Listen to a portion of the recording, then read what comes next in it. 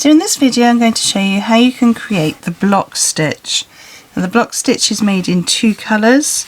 So you have your main colour, which is the green in this case, and then you have rows of this yellow which sort of hide behind the rows, and it looks exactly the same pretty much on both sides. There is a right side and a wrong side. You can see on this side here it's slightly wider with the V, and there's a little bit more close together on the right side. Hello, my name's Karen Stangram and welcome to Conquer Crochet, the channel for tips, tricks and techniques for conquering your crochet. Everything I talk about in today's video will be linked in the descriptions below.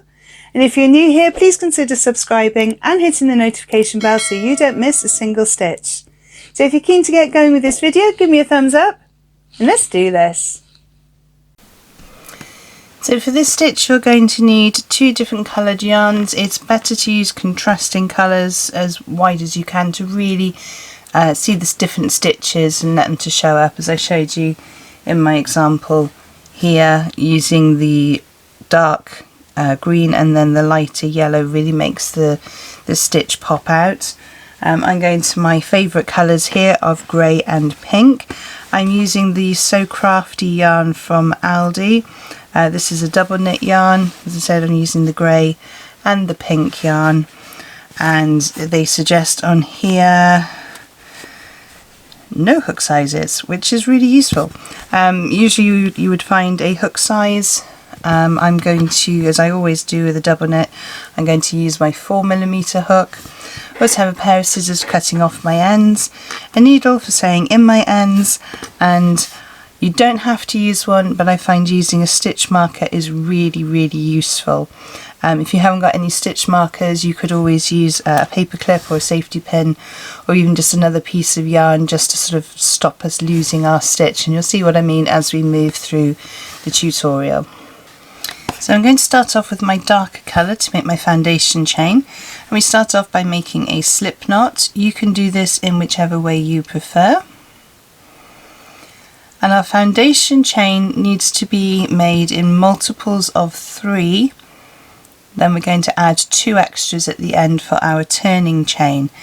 Now be careful not to make your foundation chains too tight, otherwise you'll find that your piece of work will start to sort of bow and you'll get a curve rather than a nice flat square shape.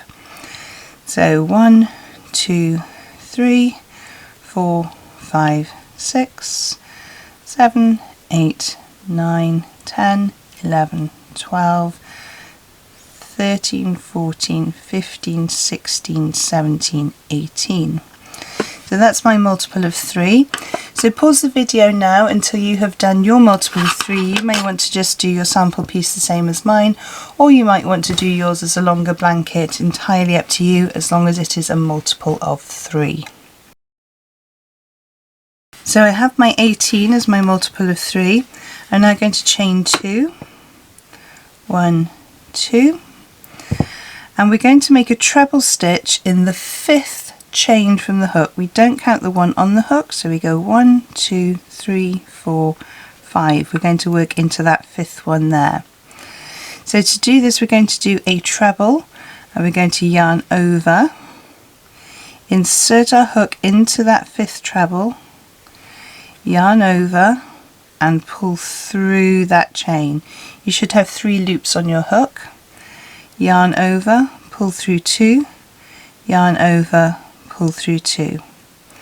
So we have our treble stitch and we have our 3 chain here, which counts as a treble. So we're going to do another treble stitch, so yarn over, insert into the next stitch, yarn over, pull back through the chain, yarn over, pull through 2, yarn over, pull through 2. Again we're going to do another treble, insert, yarn over, pull through, yarn over, pull through 2, yarn over, pull through 2. So this row is our foundation row. So we had our foundation chain, we now have a foundation row here, and what we're going to do is to treble all the way to the end. So continue making trebles into each of the chains of our foundation row, and I will meet you back at the end. So pause the video now. So I'm just coming up to my last treble,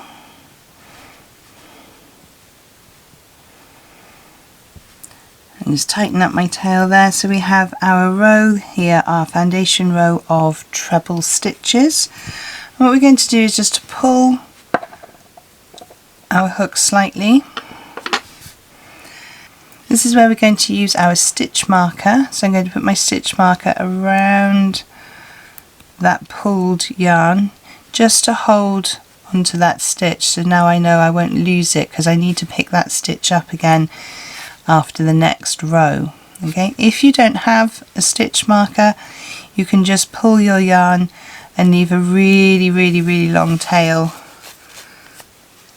so that you don't lose it. Okay, I just find the stitch marker gives you that little bit of extra peace of mind, particularly if you're going to leave your work overnight and come back to it later. It just helps you know that you're not going to lose that stitch there. Okay, so we're now going to move on to the next colour. So with the second row we're going to change to our pink, and we don't turn our work, we keep it exactly the same. We're going to join our pink between where that 3 chain treble is there and the first treble that we made. So you can join your treble in any way you prefer. I like to make a little slip knot, take my hook out, insert into the gap that I'm working into, put my slip knot back on my yarn, tighten up, and then just make a single chain just so that I know my work is attached and it's nice and secure there.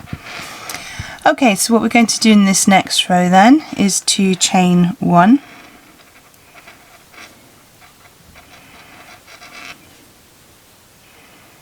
and we're going to double crochet in the same space.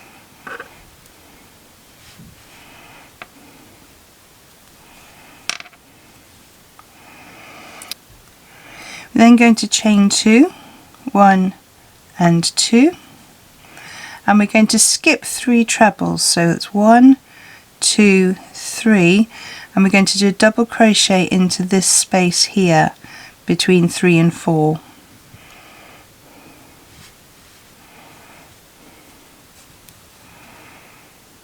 Then we're going to chain 2, 1, 2, and we're going to skip 3 trebles, 1, 2, 3, and we're going to double crochet between the 3 and the 4, and we go into the gap for our double crochet. Then we're going to chain 2, 1, 2. Again, try not to have your chains too tight, otherwise you will find your work will start curving. Skip 3 of our trebles, 1, 2, 3, going into that gap. So you insert your hook, yarn over, pull it through that gap, yarn over, pull through 2 to make our double crochet. Chain 2, skip 3, insert your hook, do your double crochet. So you just do that all the way down your row. So you're chaining 2, skipping 3, doing your double crochet. So pause the video now and I will see you at the end of our row. So when you get to the end here, we're going to skip 3, do our last double crochet in that gap there, and then we're going to yarn over, pull through, and we're going to cut off our ends.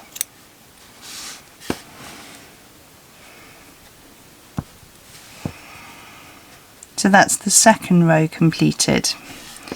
What we're going to do now is pick up our end that we finished off and we put our stitch marker in, and we're going to insert our hook, and we're going to chain 3, 1, 2, 3. That 3 counts as a treble. So we're going to skip the first double crochet that we made, and we're working into the gaps between the double crochet. So we've chained 3, we've turned our work, and we're going to make 3 trebles in that 2 chain space that we created with the pink. So yarn over, insert, yarn over, pull through, yarn over through 2, yarn over through 2, and that's 1, that's 2, and that's 3. We skip this double crochet here, and you can see we're working on the wrong side now because these V's are quite wide compared to the V's you get on the right side. So we're going to skip that double crochet there. We don't need to do any chains or anything to travel, very much like the granny trebles that you would do in groups of 3 when you're doing granny stitch. So that's 1 and 2, making sure you don't split your yarn, 2 and 3.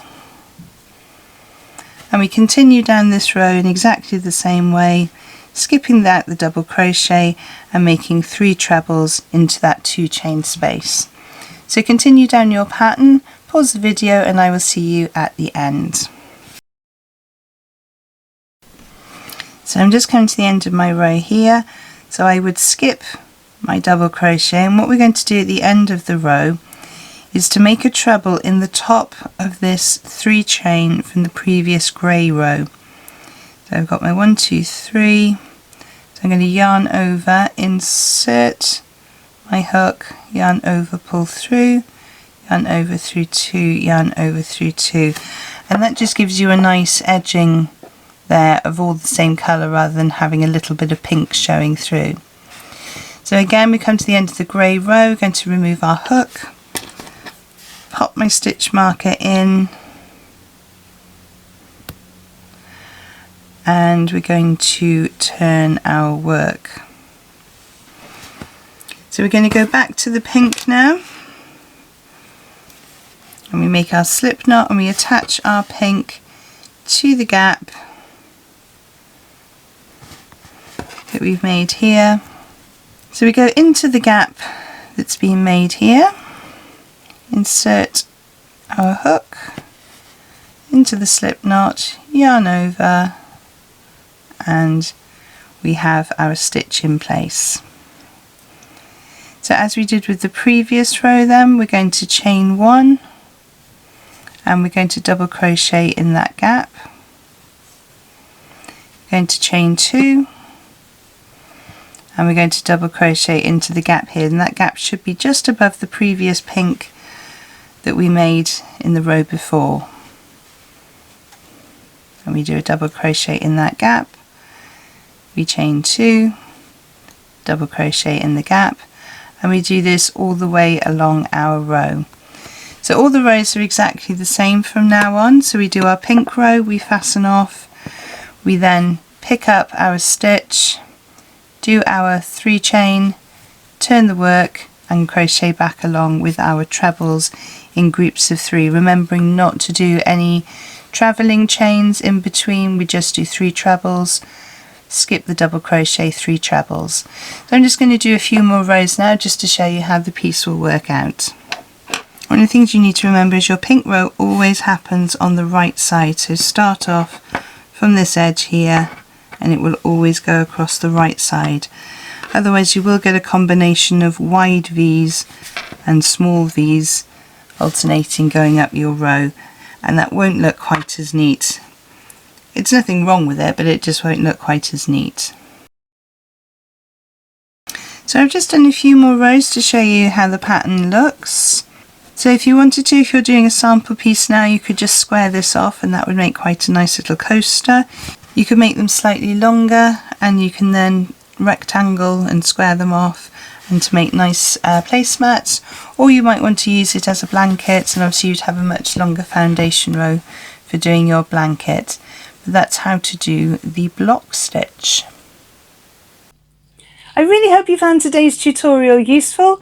If there are any information that you need to find out about this video, have a look in the descriptions below where I post all the links to any freebies and other videos I think you might find useful. Don't forget, if you have enjoyed this video, to give me a thumbs up below.